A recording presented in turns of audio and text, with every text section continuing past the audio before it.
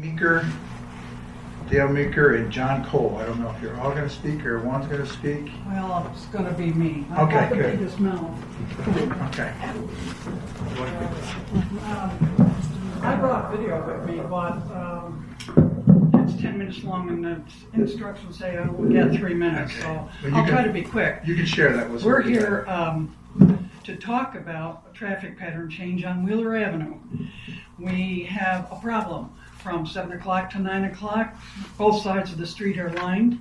They block the driveways, they block the fire hydrants, and from 1:30 to 3:30, the same thing, only it's more congested. So we went to DPW last week and asked for a signage change from no parking to no standing. That would allow Chief Guerrera to tell his folks that they could write tickets. So, and then we would like to initiate a traffic pattern change that would go down Wilson Place, swing around the back parking lot, and come back out instead of congesting Wheeler Avenue. Now, myself and my son and John, we have endured astonishingly entitled behavior from parents coming to pick up their kids. Astonishingly entitled. I've been called names that wild horses will not drag out of me because I have challenged people and said, "What are you doing on my property? They park in my driveway. They park in John's driveway. They block our driveways. They block my neighbor across the street, block his driveway. The neighbor across from John, block his driveway. They block the fire hydrants." It's astonishingly entitled behavior, and we would like it to end because we've put up with it for long enough. And I'm going to start getting really snotty with these people. In fact, one day, a gentleman came, parked in my driveway. I said, "Who are you?" "I'm waiting for my kid." That wasn't the question, sir. The question was, "Who are you?" "I'm waiting for my kid." "Well, I'm going to start with a tire iron, your headlight, side view mirror, tail light, and I'll work my way around. And I'll also call the police so they can watch me do this and maybe drag your stinking carcass off my property." They trash my property. They drive up on the easement because when they repaved Wheeler Ave 2 years ago, they left us with curbs like this. They didn't give us the nice granite curbs that Floral Ave has. And I'm kind of butthurt about that, I can tell you. But we're just tired. I'm tired of cigarette butts. I'm tired of trash. I'm tired of being called names. John, somebody was leaning up against his house, waiting on his porch. Well, it's raining. I'm waiting for my kid. Who cares? Get off our property. We have tried to be good neighbors to the school, but they are not being good neighbors to us. And we just want to, we went to DPW last week. They told us they were going to kick it to you because Wilson Place is yours. It belongs to the city. And, but the Board of we're going to go to the Board of Education next, which with a proposal that they just swing that circle like they do at Berry. Go to the back parking lot. It can be done. I've walked it. My video shows it. And there's no reason why it can't be done. Maybe you have to widen Wilson Place a little bit. I don't know. That's not for me to say because I don't know how that's done. But we're just getting a little tired, and we're requesting a change. Understood. Thank you. I have a question. I'm not familiar with where Wilson Place is, so. The Armory. Are you familiar with the Armory? It's the Yes. road that goes around there. Oh, it's the one It's that goes- right down, Okay. it's perpendicular to Wheeler Ave. Okay. I don't know if they teach perpendicular in schools anymore, but it is perpendicular. Have you seen the video? I have not. No. Can you forward the video on the mayor's office or council member and get it to the I'm city? sorry, I'm The deaf. video, can you send us the video? Yeah. An email Yeah. or drop it off at the mayor's office or secretary? Well, I've got it, but I know I'm not supposed Yeah. to speak more than 3 minutes. Get us that, give Yeah. us some more. I probably exceeded that. Power to help you out. I mean, we Yeah, can. I can do that. Yes, thank you. I'm sure Chief's aware, so we'll talk about it more. Thank you for. And you want it drop it off at his office? Yes. Yeah. Yep. Okay. We'll make sure we share. Yeah. And when do I need to attend another common council meeting? No, we'll look into it and we'll reach back out to you. Now, is that common council speak for no, or am I going to hear from you again? You'll hear from You'll us. hear from us. Okay, Okay? Thank you. thank you. I expect your support. We have another one. Eric, I'm going to get this wrong. Heish.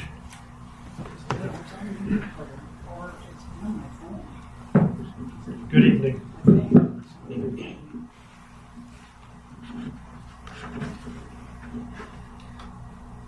Good evening. My name is Eric Heishi. Most likely, none of the common council members here know anything about me. Down the road, I was born at Portland Hospital. I went to Portland and Homer schools. I was married in a church a mile away from here. And actually, the photographer is in the presence of us today. I am a local business owner and have sold millions of dollars of products to local and regional businesses. Hence, I collect sales tax from Portland.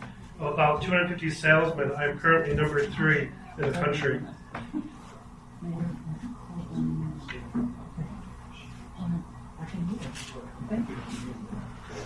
I've been doing business with the city of Portland for many years. My 2 sons are very active in a local volunteer fire department. I have helped build and run an active radio station, Portland Christian Radio, and I am the head chaplain of Portland and Tompkins County jails and a traveling preacher. I own land in Portland.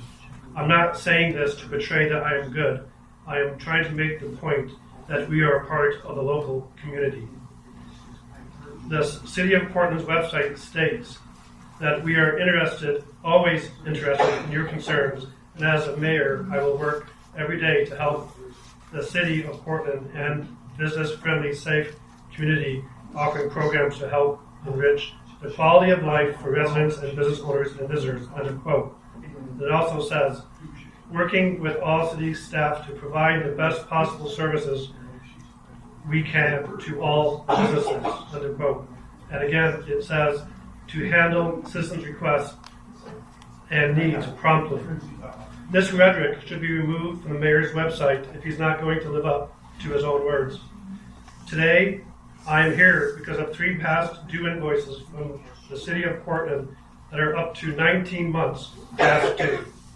There's been no issue of the products or services, and when I'm asked why I'm not being paid, I get no answers from the mayor, Steve Scott, or the accountant, Casey Harder.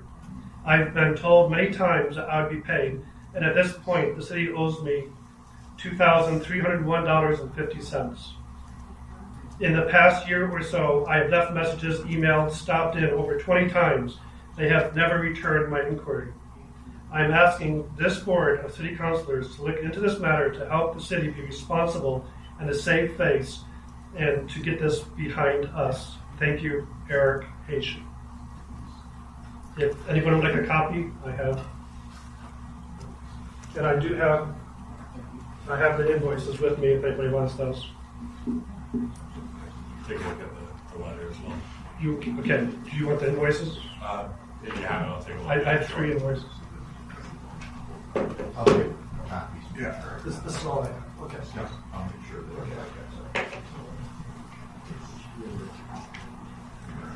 All right. Thank you. Thank you.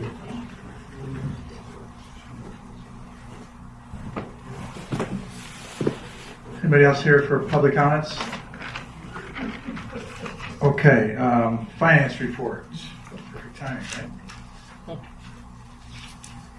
I think everybody received, was attached, was the supporting documents, was the year-to-date that Beth had done in the 2025. So I just want to go through a few things because obviously Beth's not here, and we have, we'll talk about the next person in the next agenda item. Update on the 2024 audit. So they have, I believe they have everything they need for that, and they're waiting for their in-person field visits, so the field work dates. They're scheduling those to come in to do the 2024 audit. And we're currently closing the 2025 books for last year with journal entries and trying to get them closed out so we can get ahead of those better than last year. The other worked on the payroll entries with new contracts and pay rates to get those changes all in. Been working all weekend with them, with the HR director, to get them taken care of. Trying to get the tax bills out, getting all the levies and all that adjusted to get that done.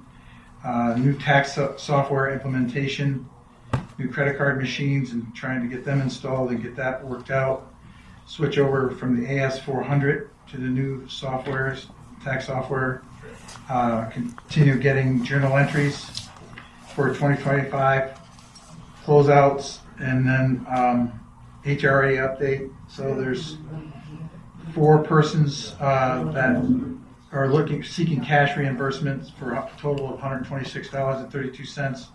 That was in the beginning of before the cards were issued. They had paid out cash, and there's 35 claims totaling $6,577.28 year to date, with 1,000 of them being on FSA instead of HRA.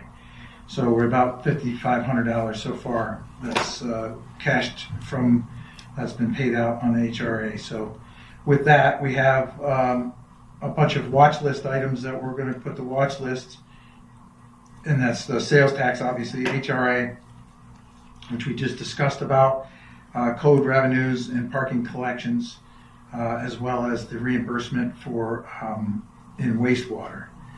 So we identified previously our concerns within the budget.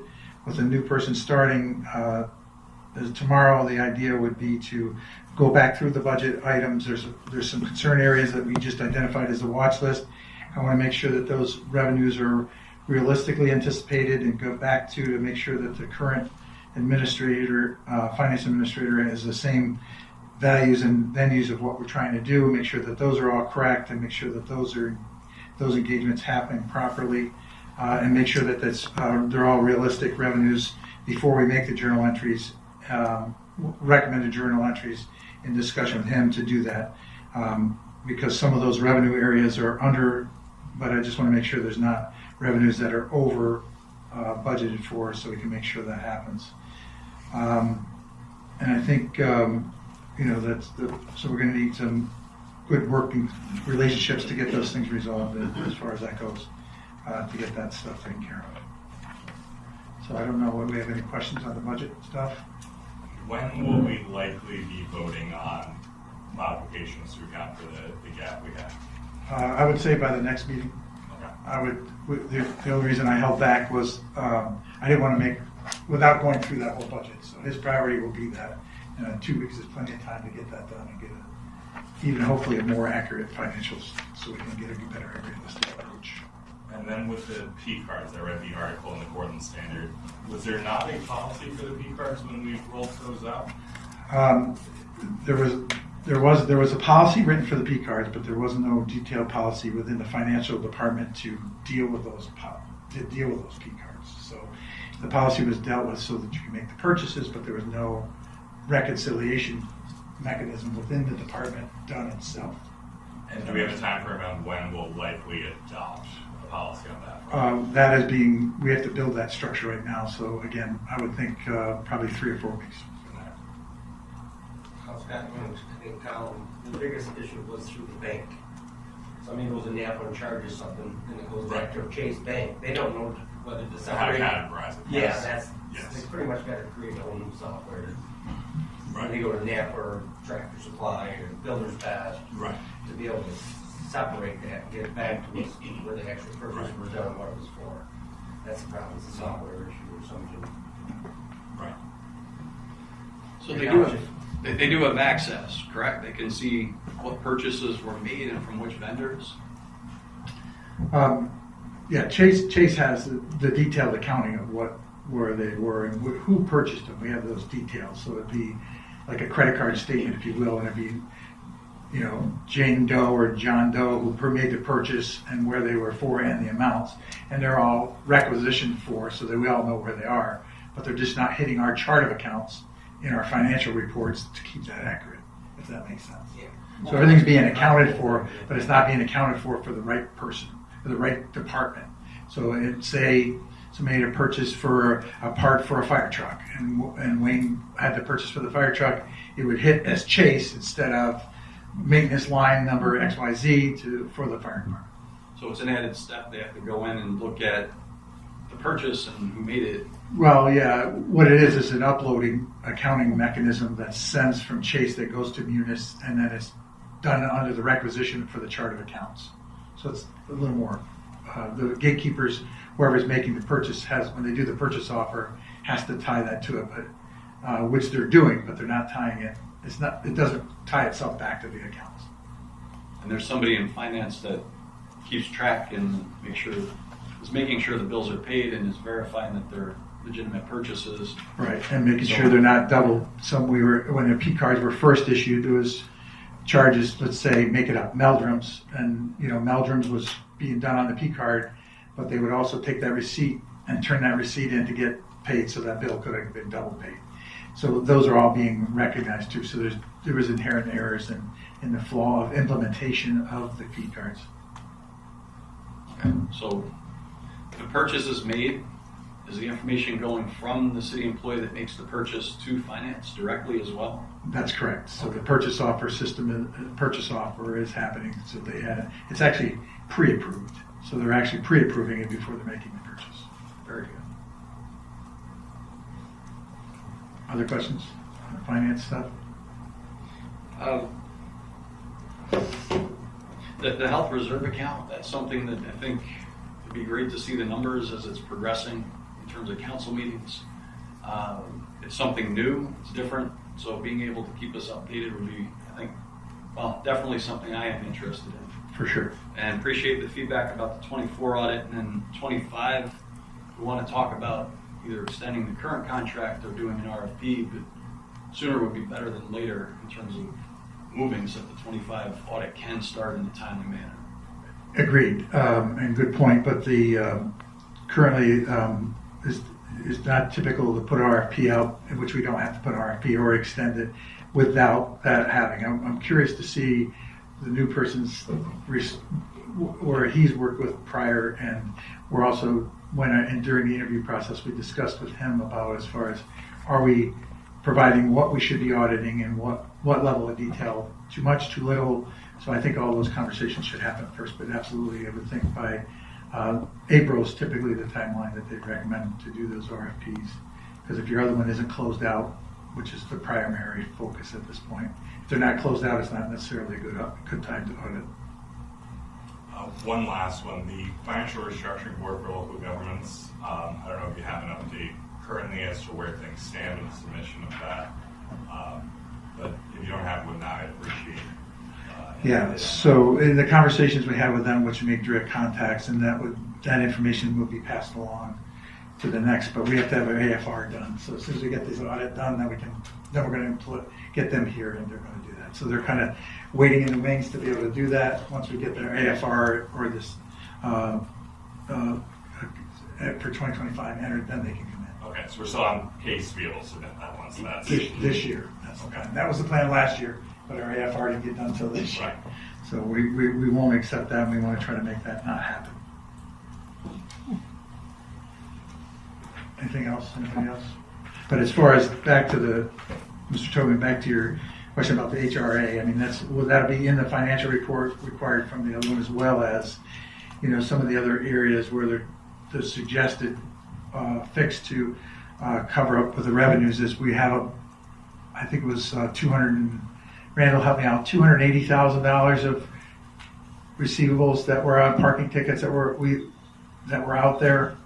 that Right we're- around 280,000. yeah, so it's about $280,000 worth of parking revenues are out there, and that's another one, as we receive them, you know, that was a suggested offset by Ms. Greenwood to offset the budget gap, which I don't know that I really feel comfortable that we're gonna get all of that, so I feel, you know, so that's one of the watch list items, I guess I want to say. And the HRA code revenues, I feel, you know, again, we'll go through this in more detail once we get the new finance person doing. I feel like that might have been overzealous on some of the code revenues. I feel that it was over budgeted. I'm going to keep an eye on those. The parking collection we just talked about. And then wastewater too, we'll keep track of the reimbursements for the NYSERDA monies that we had talked about, as well as we just doubled our DAF, it's a little over 2.5 times, our DAF and sludge reclaim. So we're anticipating a $200,000 revenue. So that would be another one to the good that we would benefit with that too. But I think those are all those new items, or especially the HRA, that can be, you know, there was money allocated or anticipated in savings with that, so we got to keep a good handle on that. And again, that could fluctuate. You know, like I said, we just spent, you know, $6,500, $5,000 in that now year to date. It could go 50 in a week. So, but we got to keep an eye on it because it's all new to all of us. So that's Katie has a question. okay. Yes, Katie. Hi. I appreciate that the new director of finance is going to need some time to get up to speed, but I was wondering, since we know we want to get the audit started on time, would it be possible to get that contract and approve it, have council approve it, so that when we're ready to roll, we can roll? But it's just a matter of an engagement letter, so typically we can make that happen pretty quickly based on where we're at, and we'll see what we come across now. And again, absolutely. Once we get his opinion and get that the new finance manager, that's the idea, and then we can get some of these other issues that we have problems with taken care of, and get to the bottom resolve of vendors that are outside that aren't getting paid, so we can get those looked at as well. Okay. Thank you. Anybody else? Yeah. Chief Guerrero, Yes. not necessarily for tonight, but I'd be interested in getting caught up. So I remember many years ago, the boot program, and that brought in revenue in terms of parking tickets. And then at some point, maybe it'd be helpful to give council an update in terms of enforcement of that dollar number that's out there, the over 200,000, what might be reasonable, because some of it might be so old and people moving on, but what the department has been doing in terms of following up on overdue parking tickets. So not tonight, but at some point if you can. Mr. Drew, wasn't attached in the agenda minutes some of that parking, those parking data stuff that was part of that? I believe it was in that.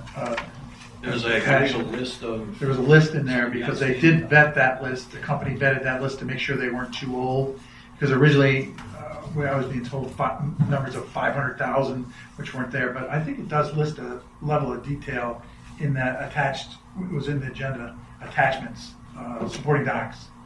For this meeting? Or Yeah, for this meeting, I believe it was on the supporting docs that were there.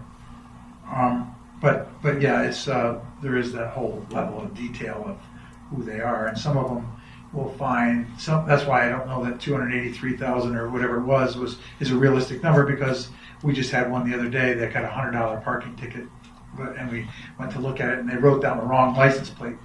So this poor guy would have got a ticket and he wasn't even here.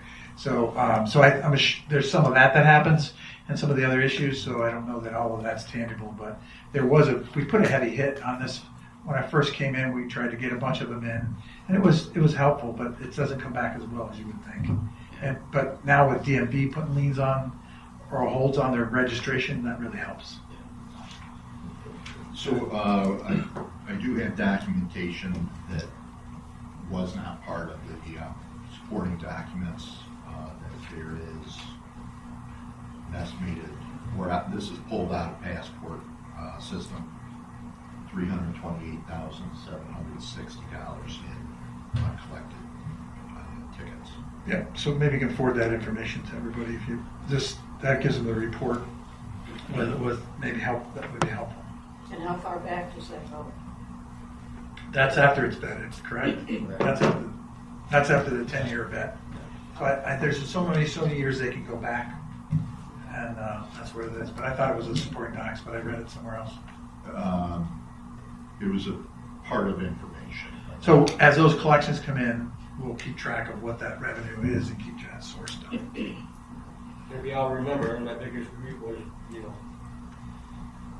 some of the money that we did these small businesses that defunct at us because nobody ever paid attention to it. It's pretty much the same scenario here. This money should have been collected prior to now, and I'm sort of really, well, X amount of money, which shouldn't happen. I'm not pitching There's game collection, now, yeah. but that's the problem. Nobody's ever paid attention. We've been through hell since you've been here with turnovers and everything else. It's just something that's got to be taken on, and Lewis is, I'm sure, is on it now, but yeah.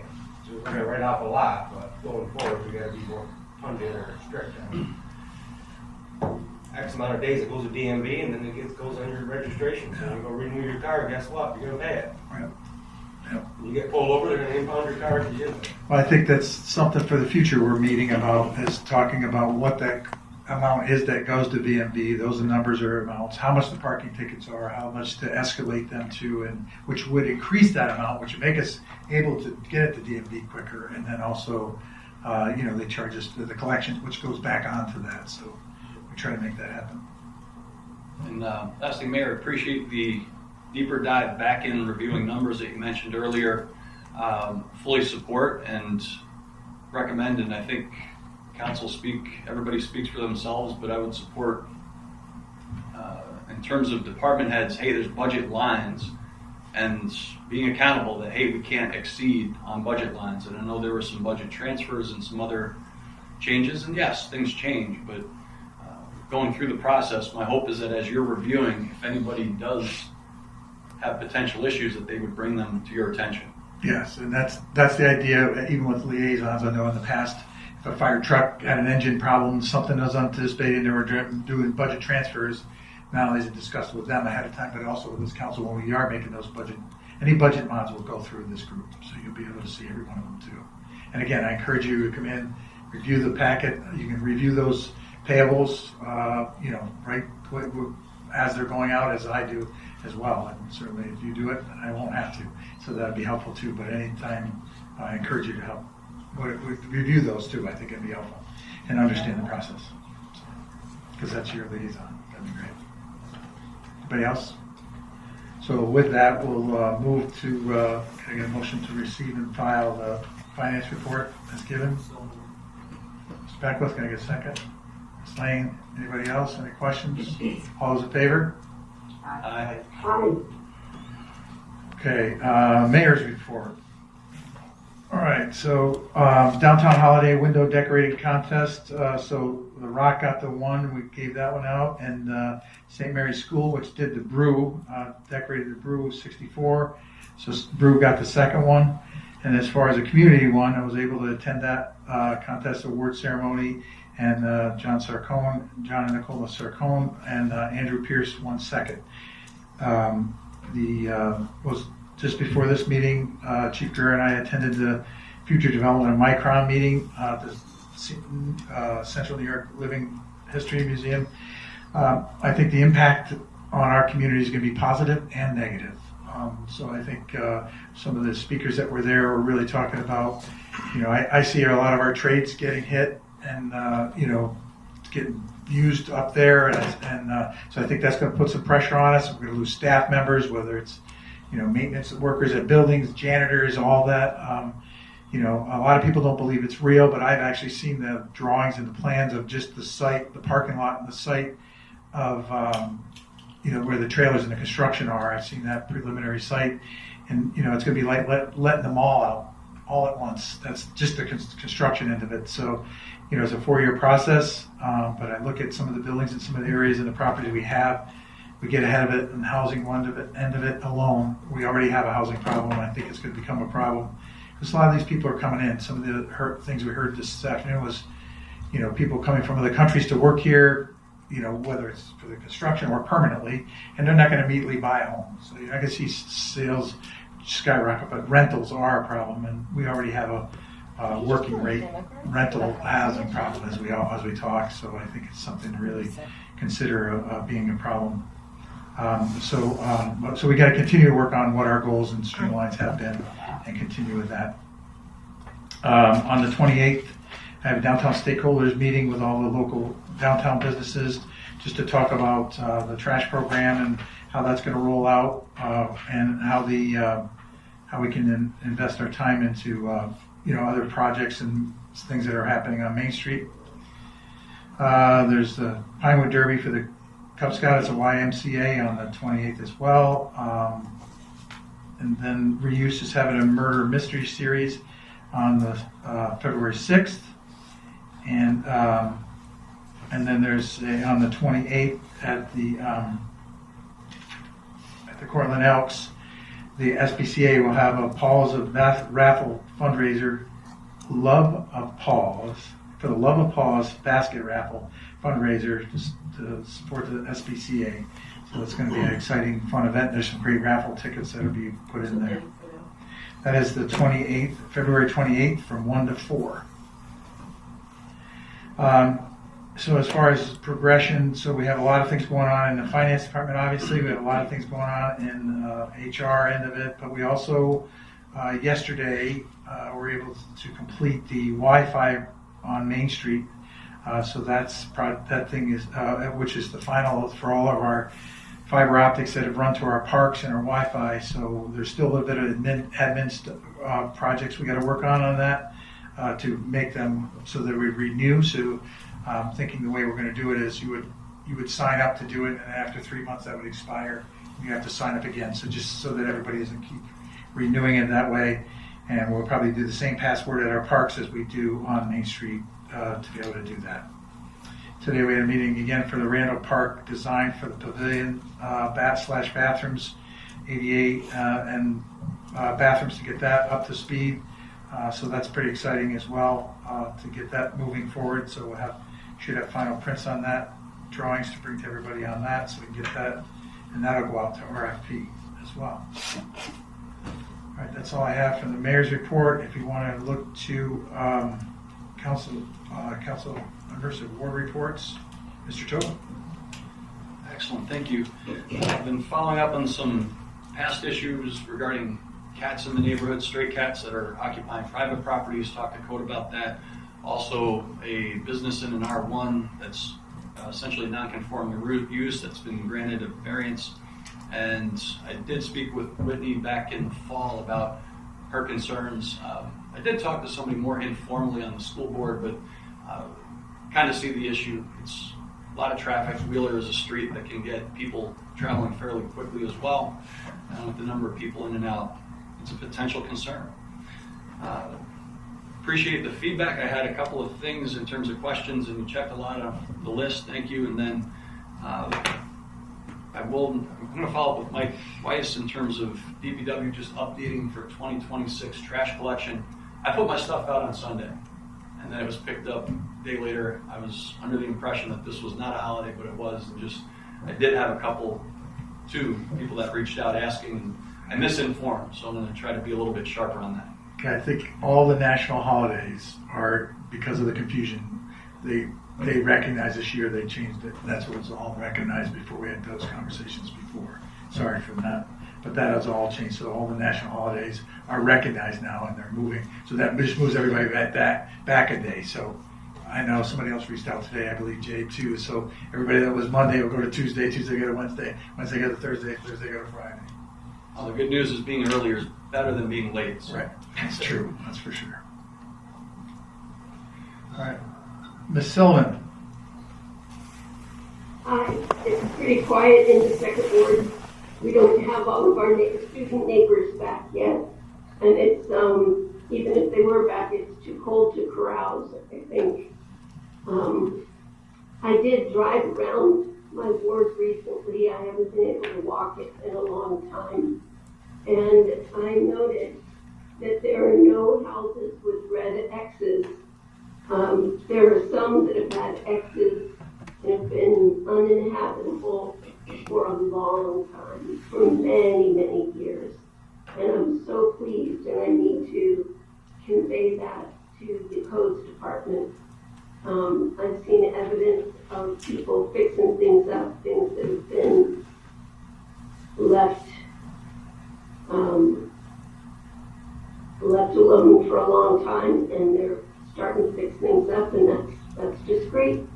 So that's it from the second ward. Thank you. On that, on Elm Street, one I'm addressing now is their 99th one, so we're almost to 100. Okay, Ms. Lane. I too misinformed some people about trash removal this week because I went onto the sheet that I received in the mail, and if MLK Junior Day was not on there, so I also said, oh no, it'll go out, it'll be picked up Thursday. So I will contact them and let them know that it will not be picked up on Thursday, it'll be picked up on Friday.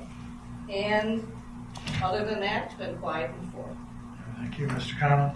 Unfortunately, it's been very loud in the 5th. We're having an issue with crows rooosting in the neighborhood. My understanding with some conversations I've had, including with Councilman Tobin, is that in the past there was some machinery that projects noises that helps scare them away. So I've reached out to folks at the county. I don't know if anyone else is, this was a decade or so ago I sold the last time it was an issue. You used to come down the courthouse park and you couldn't even see through the, Yeah. it was crazy. I was in college at the time, so I was not in town. But so I'm working on seeing what can be done about that. I will be having another monthly ward meeting. This one will be on February 23rd in Beaudry Park at 6 p.m. And I've also heard from some folks with concerns over crosswalks. I know we, especially the Tompkins intersection, I know we were looking at seeing what could be done. I know there's state action that needs to be taken. Any update on that front, or are we still waiting to hear back essentially? The council, the support, the agency did the support to go to right to DOT to support us. The county safety committee did right to support that and do that in that venue. So now we're waiting for the state Okay, DOT. and probably no time frame we're aware of in terms of response. You said The state. I'm aware of that. Just clarifying. Yes. Probably Tomorrow would not. be nice, but Yes. And that does it for the 5th, so thank you. Well, as far as the crows, those laser pointers, which are They do the trick. they scare them away too. But I don't know. I don't want to cause all kind of problems for the police department later. But that was a suggestion that does work. Okay. So that kind of gets me nervous. All right, Mr. Beckwith, your last one. just real quick on the parking thing over there on Wheeler Ave.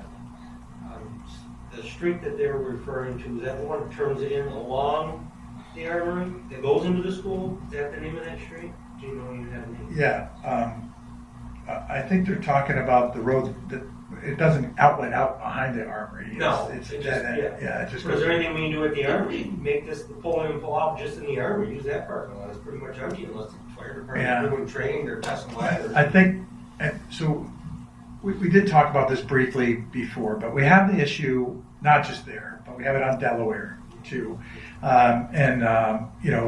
So we're actually looking at options over there to do something different to be able to do. So if we get the buses out, of that circle, then they could use the armory way to be able to do that.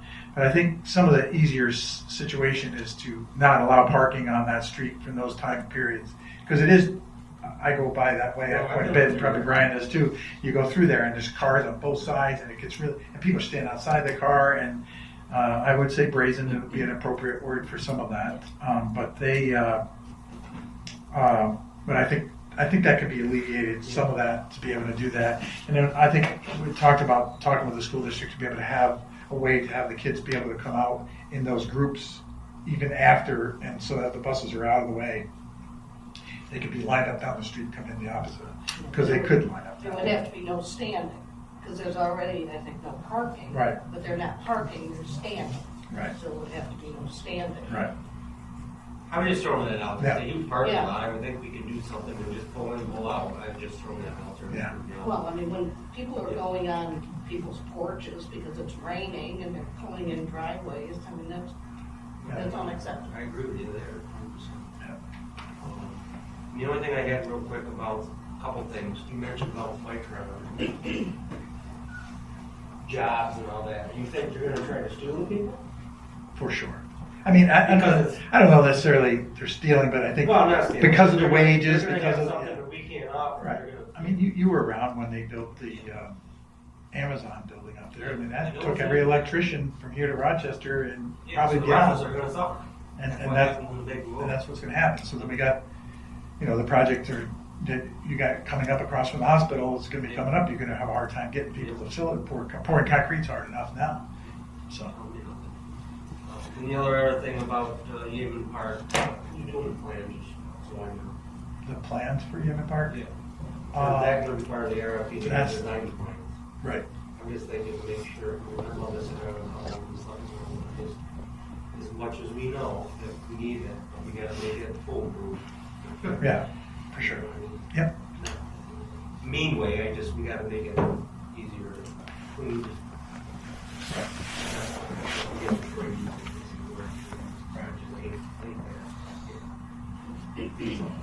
Okay, thank you. All right. Thank you. Other than that's quiet. No Okay. pros. All right. Can I next is approval of minutes? Can I get a motion to approve the minutes? So, Mr. Conlon, Ms. Beckwith, second. Aye. Opposed? All right, carried. Agenda item number 1, confirm mayor's appointment of director of admin and finance. Resolved that the common council does hereby confirm the appointment of Clarence E. Shager Jr. to the position of Director of Administration and Finance as filed with the city clerk. I got Mr. Beckwith, can I get a second? Mr. Chauvin, any questions? when they start. Tomorrow. Upon your council's, approval, then he will start tomorrow, and I'd encourage everybody at some point to stop by and meet him and direct. Some have interviewed, but some to stop by and do them, and certainly, sure, Mr. Tobin will be in touch with him too. I've heard from some folks. Go ahead, Katie.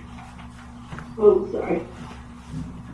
This appointment came about so quickly. I think it would help the public to know that this candidate previously applied for the same position. Yes, so just to clarify, so he comes from, and certainly he's got, his resume speaks for itself. He's got 10 years in Binghamton, what's your budget is, 3 times, Andy?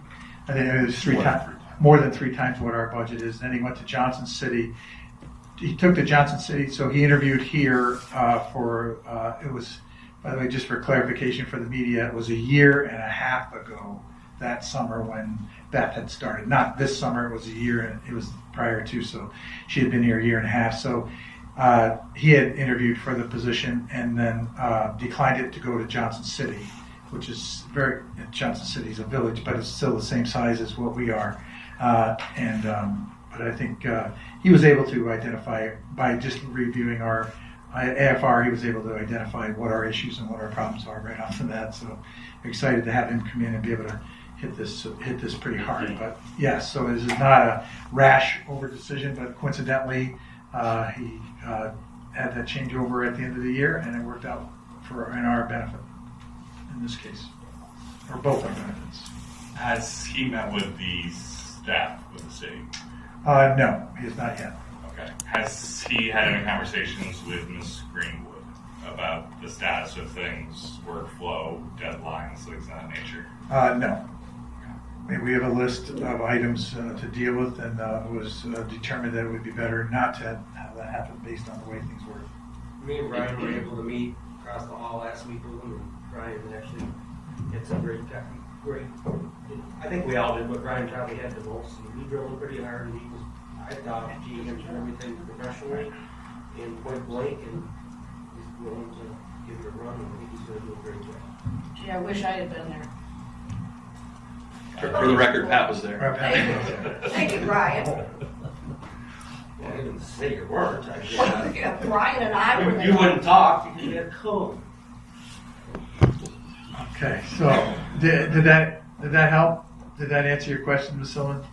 That help? Yeah, I don't know if there's anything else anybody wants to add that was in the interview. Anybody else have something that, I mean, I think, Yeah, just Finance. this came about quickly, and you know, I discussed it with you, and it's good to talk publicly. My preference, hey, if you get somebody interim and then go through a search with the candidate and what was occurring, I thought there was a good number of boxes checked, and I feel like this is a good option for the city. Is it still true, executive session to discuss, I guess I'm looking back at Randall, if we needed an executive session to discuss personnel, that this could potentially fall under that? If there are further questions regarding the individual or... yeah, again, I think it's always good to talk publicly and open about it. I mean, if there's something that's really personal or somebody really has grave concerns, we'll certainly go into executive session as always, but for sure. How wide of a search was it? Did we just review the applicants from the last time there was the opening, or I've heard from a lot of people, you know, Ms. Selman alluded to it today, that had just found out about the resignation of Ms. Greenwood, and were a little surprised that we already had someone in the works that we'd be voting on tonight.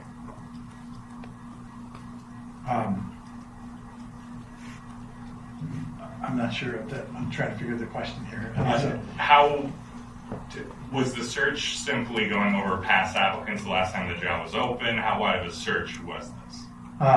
It really wasn't a search. It was a matter of having somebody available that knows the job and has the ability to be able to do that, that coincidentally came to light at the same time. So an email had been sent, he had sent me an email saying, you know, that he was back in the ring to run again, and the position was still available, and here we are. And he has the experience and And he was in the loop before. But So there it wasn't so- like we just bang, bang. We already interviewed the guy prior. So maybe the answer would be there was no cast out, so there was not a search. There was not a search. And I think we made the right decision. I'm just trying to stop the situation we're in, you know, trying to get it going. We had times sending an RFP out and deal with 3 months trying to find anybody. I think based on if that wasn't the availability or the competency or the experience that was there, then I certainly would have led to doing something interim. It would have changed dramatically how everything was handled, including our budget gap and all those issues. So I think those are all important questions, and I guess, you know, I don't know if there's anything nefarious about any of it. You know what I mean? It was I'm sure there's nothing fair. yeah. So I mean, if somebody is you know, has a high experience as a police chief, not picking on the chief, no, but if, you know what I mean, and they have those credentials in there, and you have that opening, that makes sense, and it makes sense to fit. and he's fully aware of our situation. Okay. He's not walking He did by. he did his homework before he showed up. Yeah, he did. And I appreciate all that. I'm glad that those that were present were satisfied, and I trust their judgment. Since I wasn't a party to the meeting, I will be voting no, and I just want to explain that it's not necessarily an issue of qualifications or anything like that. I just think I have some questions I would like to ask Mr. Shager that I haven't had the opportunity to, but I'm glad my colleagues in the council seem to be supportive, and I hope they're a good fit for the role. I look forward to meeting with them and getting to work. Okay. I'm sorry. to the next step in terms of the number that we need.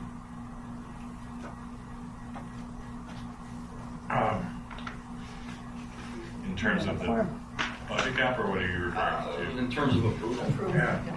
Yes. So I guess, for a question for the city clerk, for this to pass, we have 5 people present, correct?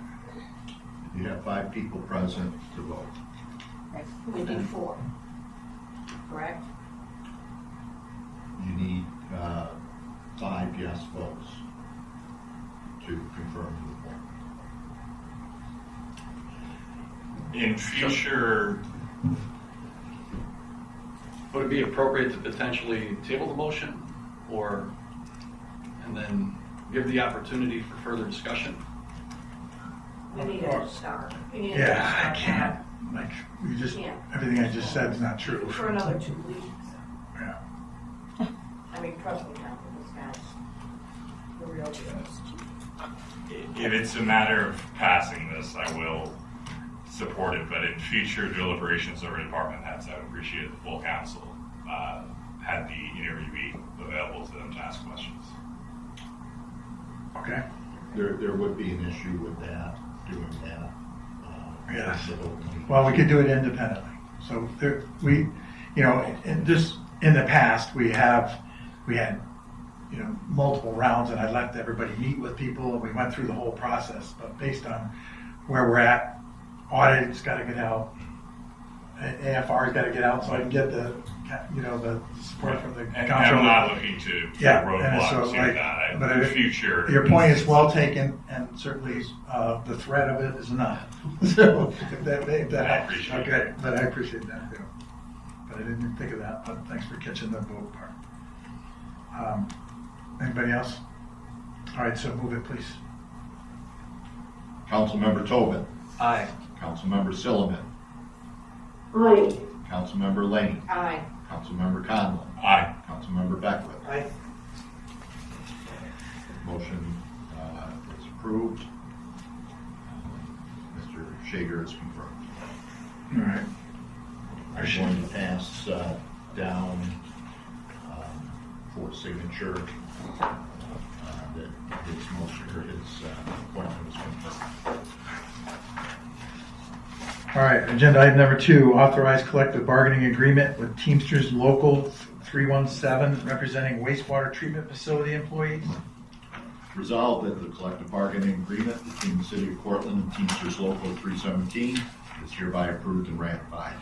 Be it further resolved that Mayor Steve and designated city officials are hereby authorized to execute said collective bargaining agreement on behalf of the City of Cortland with the Teamsters Local 317 for a 4-year contractual term dated January 1, 2026 through December 31st, 2029. Can I get a motion?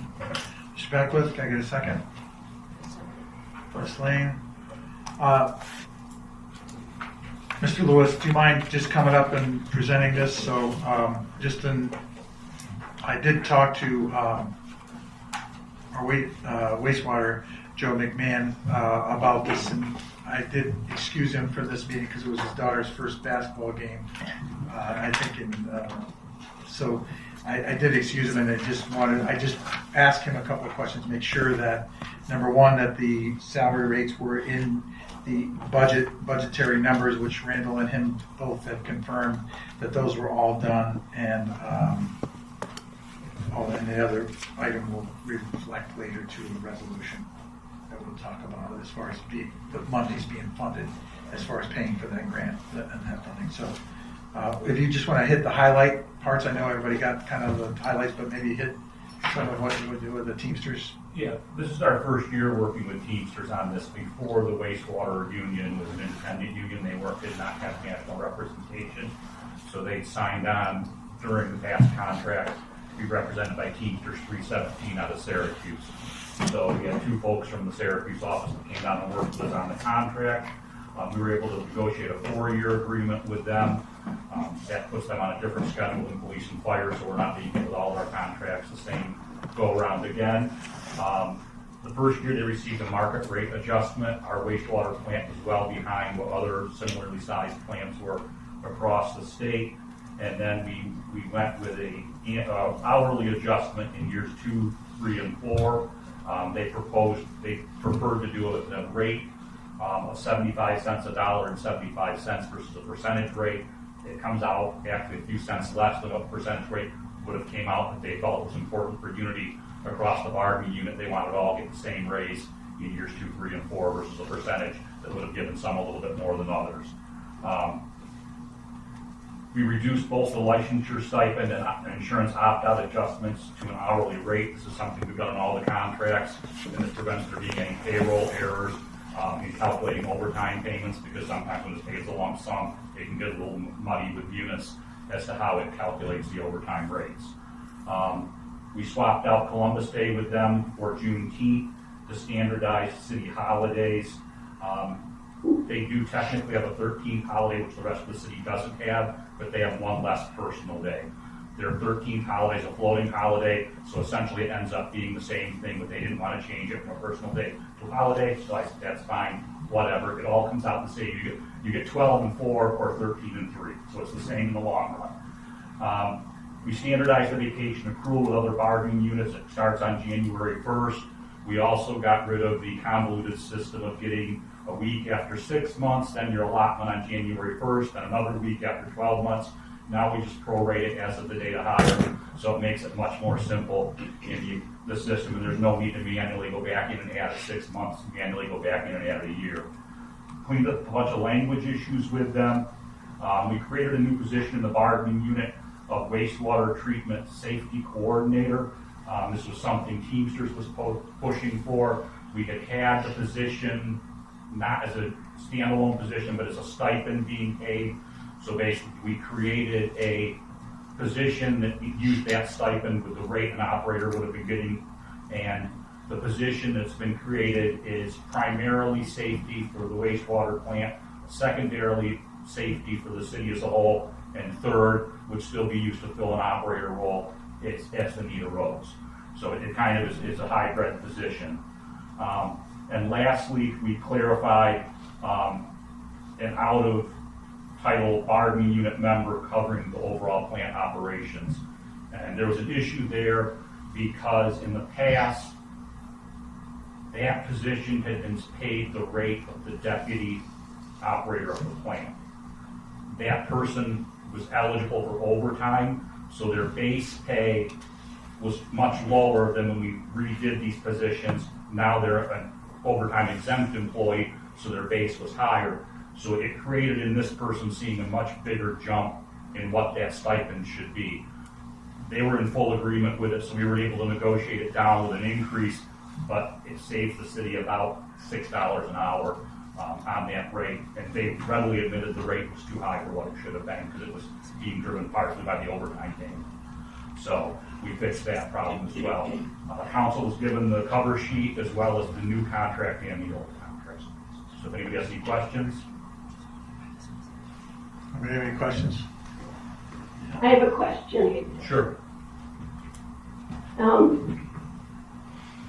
Forgive me, but when my union bargains, we get a percentage, and I know that you said that the Teamsters want to work with the same. They don't want to do percentages. They want to keep it the same across the board. But for my understanding, I would like to know how much a percentage raise does this represent? It varies across the board because when you take it from a percentage to a fixed dollar amount, those at the high end of the pay scale, it equates to a lower percentage. Those at the bottom, it equates to a higher percentage. But if you average it out, it's a 3% raise, and it's slightly less than a 3% raise in years 2, 3, and 4. If you average the 3 years, it comes out almost at 3%. I tell them when we negotiate the contract, I look at it as that we have a pie to split up. For the most part, I don't care how they cut the pie up, but this is the amount that we were going to put towards wages. If they choose to divide it out equally hour by hour across the bargaining unit versus as a percentage that benefits each of them based on where they stand, I don't have a major objection with it unless it's going to lead us to a point that could cause recruitment issues if it's not raising a position enough or something like that. Thank you. All right, so I heard you say 3%. When I look at the contracts, called it market rate adjustment for the first year, that seemed fairly significant. And then the change to longevity seemed fairly significant. I'm having a hard time supporting because I heard what you said, that it's budgeted, but I would feel more comfortable seeing the numbers in terms of the projected cost, because without the direct comparison based upon current employees in terms of job title and years that they have, it's not just going to be the salary increase, it's the longevity and how that impacts. I would prefer that we table this today because, Tom, the last item on same boat as you on this one, I'm not comfortable supporting it tonight. When we budget to do the contract negotiations, we look at the bargaining unit as a whole, and we map out what they would make in each year of the contract. So we bring it down based on, we look at base versus base, and then we look at what the overtime was in each of the previous years versus overtime. And that's done position by position. I don't have the one for this one, Ms. Greenwood did, but I know it was done, I've seen it. I have the one that we're using for CSEA right now, because that we're still in negotiations with. But we go through this line by line, so I'm very confident that the budget covers these numbers.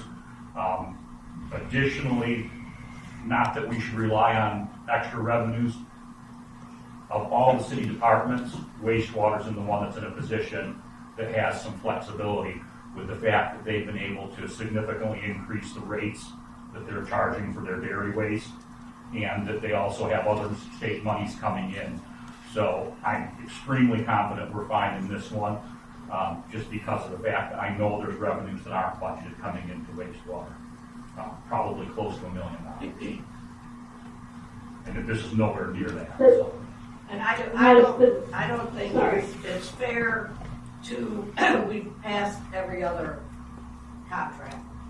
And if Randall is confident, I don't think it's fair to say, okay, we're not gonna pass wastewater, we passed everybody else. But we're not gonna pass wastewater because now we're watching, the bottom line, now we're counting our pennies. So I will be really clear. Katie, did you have something to say? Yeah, I was wondering how far behind wastewater is compared to the other contracts we've been passing. Are they making considerably less than other city professionals? It's funny, just tonight I was talking to the Marathon mayor about wastewater, and I think he's losing his class 4 operator, which we had that situation earlier this year. But I know that, as far as what they're being paid, they were behind as far as the hourly rate before. Certainly, I'm sure I could find that documentation, Mr. Tobin, that Ms. Greenwood had. So if that's something you want, I'm sure she did it, right? You say. So I never saw it, but I could certainly, I'm sure we could get that to do that. I think, I don't know if 2 weeks would make a difference here. We're going to retro it anyways. Am I missing? I don't. Would that become a tenuous thing? To say that that we need to review more documents again. This is the problem of doing it live instead of in the executive session. But I appreciate the the honesty of speaking about it.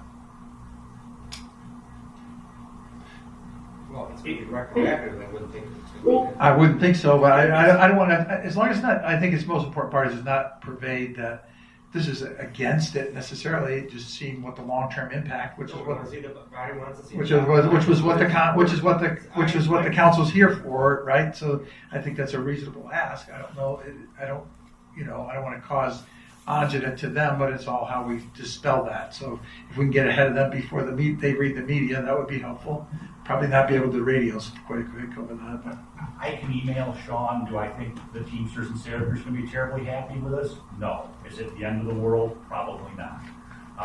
Do I really want to start our foot with Teamsters being their new union we're dealing with, saying, well, yeah, but we don't know about your contract? Not really. Do I understand Brian's point? Absolutely, I do. And I think we should pull the information and get that to council. Well, I don't think Brian's got a problem with the contract. He just wants to make sure, he wants to see the numbers. Right. The long-term impact. Right, yeah. And Pat, to your point, the concern with past contracts, et cetera, there has been some issues in terms of overspending personnel lines, and just being able to know what is the financial impact, and having that up front, I think, is critical in signing these contracts, that it's clear what the cost will be and that the budget can sustain it. If you'll feel better. And if we can't find that stuff, I know Chrissy and I can recreate the numbers you want relatively easily. That's a problem because she's gone for 2 weeks. All right, I know. It may, but I'm sure it's there, but we'll look tomorrow. Okay. Katie, did you have something else to add?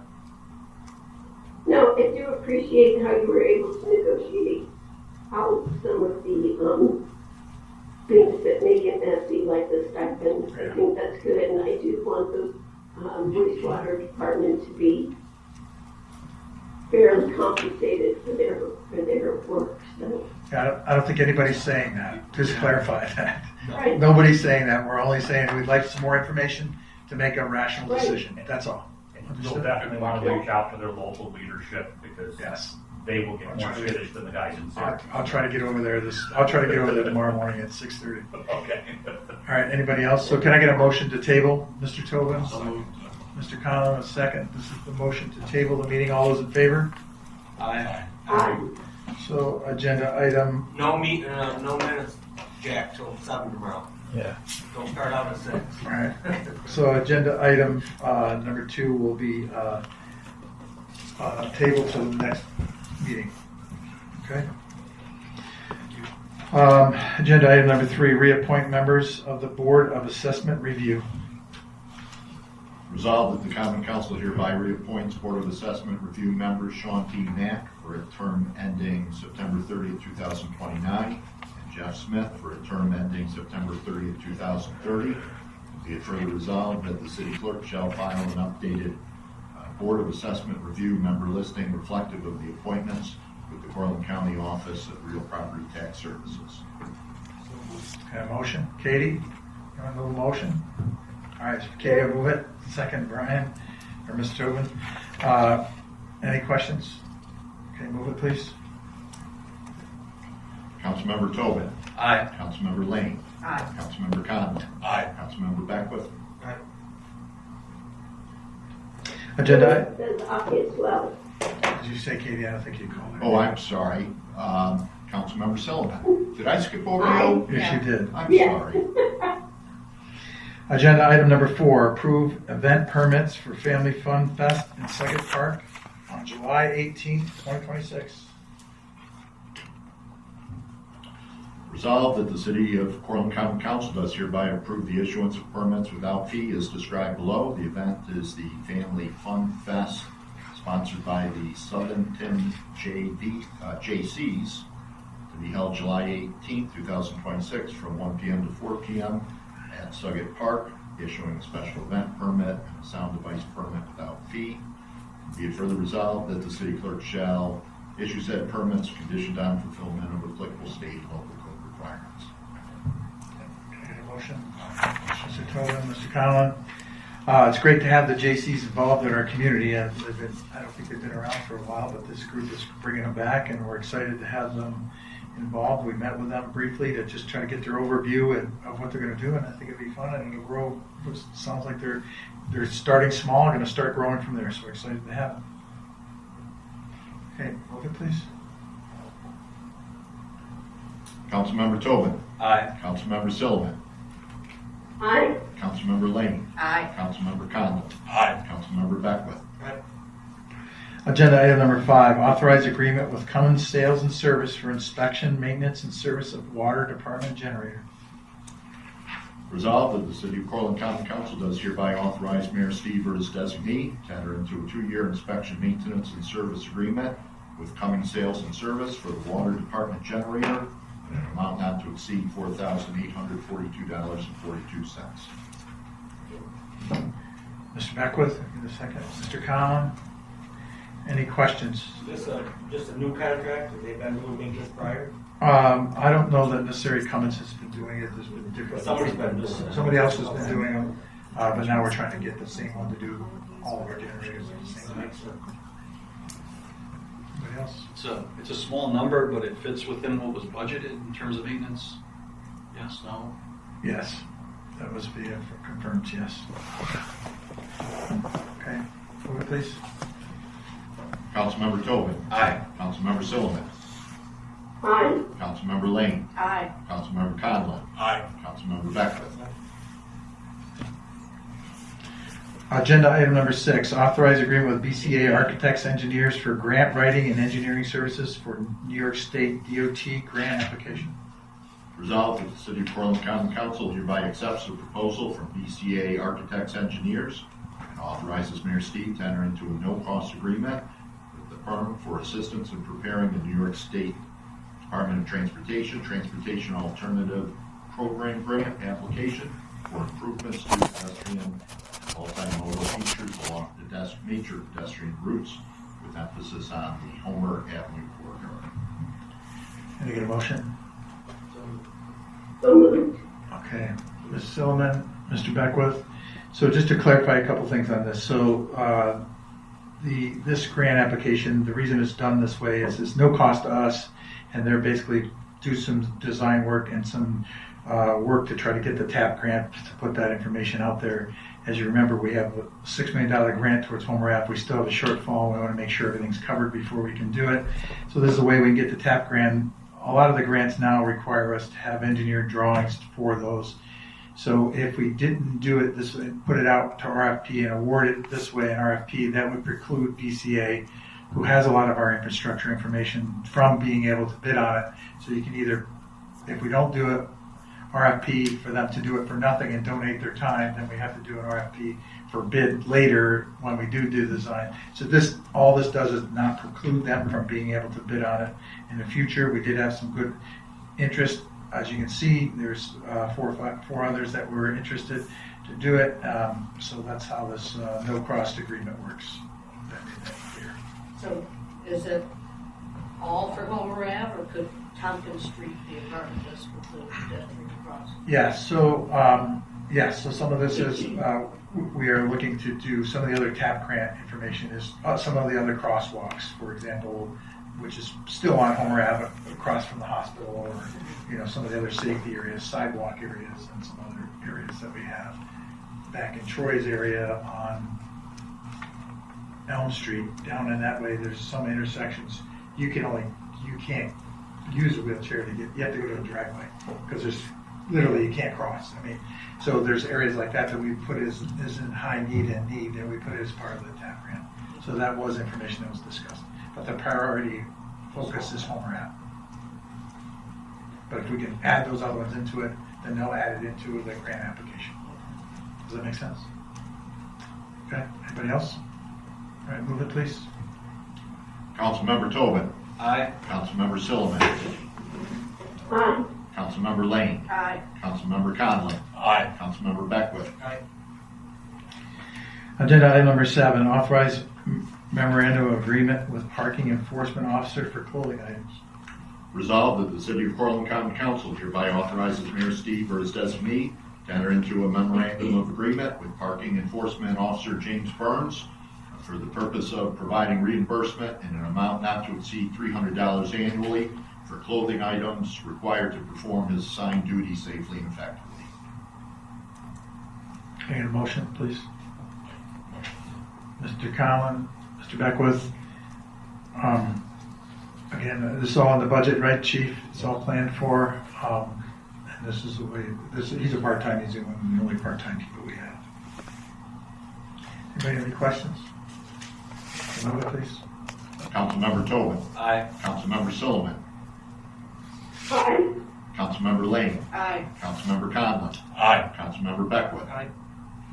Agenda item number 8, authorize agreement with Cedarwood Engineering Services for the water quality improvement project at the wastewater treatment facility. Resolved that the City of Portland Common Council hereby authorizes Mayor Steve to enter into an agreement with Cedarwood Engineering Services in an amount not to exceed $218,500 for professional engineering services as described within their proposal to prepare technical scoping, bid documentation, and construction oversight for this project to replace and upgrade equipment and aeration systems at the wastewater treatment facility. Mr. Beckwith, any a second? Ms. Lane? So this is the awarded ground. We got 2.2 million and change to do this project, and again, this is part of the engineering and aspects that some of that will be reimbursable, some will not be, but this budgeted amount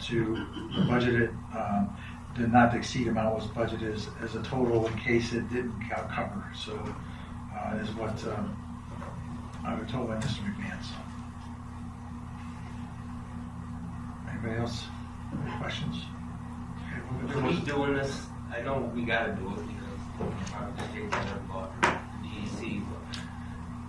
Anytime we seem to do a lot, invest a lot of money in the wastewater treatment plant, rightfully so. Is anybody preparing for like another big expansion in Cortlandville? Yeah. I don't Or know. hopefully the city, but Yeah, I don't know any. We're almost out of land, but I Yeah. don't know any No, big I- expansions. But if we did have manufacturing, we have availability in our water and our sewer to do that. But our sewer plant needs a lot of work. I know. but This that's is just a. making This is sure not. we're not just doing it to keep it Yeah, going. no, this. We're looking So outside of our permit. the goal. Right. Our permit is something we've been trying to work on for a while now to try to get that permit up to date. And our permit is to do it. So this is part of the aeration that gets our nitrates level down to where they need to be, because we're basically paying, credits, if you will. We're spending money to be able to do that. So this upgrade is going to be huge, because it's going to long term help us to save, $300 and some thousand a year. But so I think, but there's plenty of other, like we're still way behind. And we're doing an upgrade right now on our generator, which is down right now, but that's coming Thursday, to upgrade that generator to come up with a better filtration system so that that doesn't go down. But the DAFs that we have with Burn Dairy, or that well, it wasn't originally DAF, it was Whey, and that has changed. They've changed their process to this new yogurt. Now DAF is a big thing. So Mr. McMahon was able to renegotiate those prices to 2.5 times more than what we were getting for DAF before, and then with Burn coming with increasing, so that revenue is going to be there. So these are all improvements we need to modernize to what we're receiving, but more importantly, just dated. The building's all the 70s. I'm just making sure that we got to redo this and say get another $100 or something to make sure we're going outside the bubble. We have to redo it another 2 years. We need about $20 million I to fix that place. So just be I would ready. have thought a lot more than that. Yeah. So, anybody else? Was this a competitive bid process, or how were they selected? Yes, they were. It was a competitive bid when we talked way back. I don't know, maybe it's 2 years ago now, Brian. I think we had it, and they were competitively bid to seek that for the design process. But we never went through the award process. We thought it was in the documentation. Typically, we'll do is if we go to a grant, we'll say all documents that need to be approved and done towards making that happen, so we can not have to drag it out. But then when we start following through with our grant docs, we realized this wasn't done, so we needed to do it formally. Anybody else? Okay, move it, please. Councilmember Tobin. Aye. Councilmember Silliman. Aye. Councilmember Lane. Aye. Councilmember Conlon. Aye. Councilmember Beckwith. Agenda item number 9, accept and recognize donations to the police department. Resolved that the City of Cortland Common Council, on behalf of Mayor Steve and the Police Department, expresses its gratitude for the generosity of the donors listed below. Be it further resolved that the Common Council hereby accepts the donations listed below and appropriates them to the accounts and for the purposes designated below. From Shirley K. Hill and the Cortland Community Foundation, $5,000 donation for safety equipment for officers and service dogs. And from Summit Federal Credit Union, $250 for the K-9 program. Can I get a motion? Katie? Second. Okay, Mr. Tobin, Katie, we'll take those. It's great, these dogs keep selling to people, I guess, right? They do. We need to drive some of that with the SPCA as well. And certainly the SNAP program for cats. But thanks for their donation, that's great. That's a big jump, and it can be an expensive proposition for sure. But thank you for that. Move it, please. Councilmember Tobin. Aye. Councilmember Silliman. Aye. Councilmember Lane. Aye. Councilmember Conlon. Aye. Councilmember Beckwith. Okay, with that, does anybody else have anything else they would like to discuss or have in the next meeting? Okay, so we'll